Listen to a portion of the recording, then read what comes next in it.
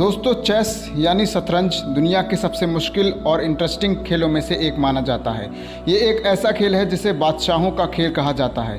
पहले ये खेल राजा महाराजा ही खेला करते थे। दोस्तों, आज हम आपको बताएंगे इस खेल के पीछे की पूरी कहानी के बारे में कि इसकी शुरुआत कहाँ से हुई और इसको बनाने वाला कौन है और कैसे उसने इस खेल की बुनियाद पर पूरे देश से अनाज का सफाया कर दिया। आप देख रहे हैं फैक्ट्स यूनिवर्स, तो चलिए करते हैं शुरू। दोस्तों, शतरंज के खेल की शुरुआत 6ठी सदी ईस्वी को बड़े सबीर में हुई थी, जहां 3000 साल पहले गुप्त वंश का राज्य था। वहां का राजा खेल खेलने में बहुत दिलचस्पी रखता था। एक दिन उसने अपने राज्य में ऐलान करवाया कि वो अपने पुराने खेलों से तंग आ चुका है। अब जो कोई भी नया खेल लेकर आएगा उसे मुंह मांगा इनाम दिया जाएगा। बहुत से लोग अपने अपने खेल लेकर राजा के सामने आए, लेकिन राजा को खुश नहीं कर सके।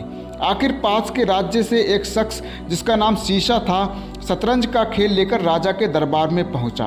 राजा ये खेल देखकर बहुत खुश हुआ और उसने शीशा से पूछा, मांगो, क्या मांगते हो।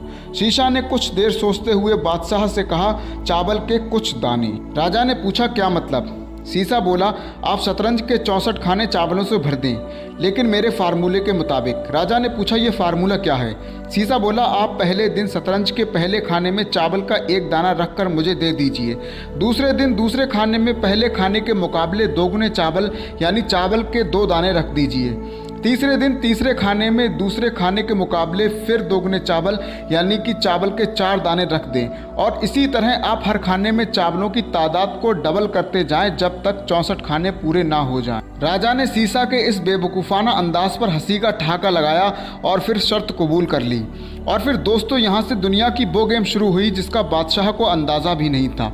बादशाह ने पहले दिन शतरंज के पहले खाने में चावल का 1 दाना रखा और उठाकर शीशा को दे दिया। शीशा चला गया। दूसरे दिन दूसरे खाने में चावल के 2 दाने रखकर दे दिए गए। तीसरे दिन तीसरे खाने में चावलों की तादाद 4 हो गई। ऐसे ही चौथे दिन चावल 8 हो गए। 5वें दिन इनकी तादाद 16 हो गई। 6ठे दिन ये तादाद 32 हो गई। 7वें दिन 64 हो गई। 8वें दिन यानी शतरंज की बोर्ड की पहली रो के आखिरी खाने में 128 चावल हो गए और शतरंज की दूसरी रो के आखिरी खाने में पहुंचते हुए चावलों की तादाद 2768 हो गई। और यहाँ पहुंचकर दोस्तों, बादशाह को थोड़ा थोड़ा अंदाज़ा होने लगा था कि वो किस मुश्किल में फंस चुका है। वो खुद और उसके सारे वजीर पूरा दिन बैठकर चावल गिनते रहते। शतरंज की तीसरी रो के आखिरी खाने में पहुंचकर चावलों की तादाद 80 लाख तक पहुंच गई। ऐसे में जब शतरंज की 5वीं रो यानी 33वां खाना शुरू हुआ तो पूरे देश से चावल खत्म हो गए। राजा हैरान रह गया और उसने उसी वक्त अपने सलाहकार बुलाए और उनसे पूछा कि शतरंज के 64 खानों में कितने चावलों की ज़रूरत होगी और इनके लिए कितने दिन चाहिए।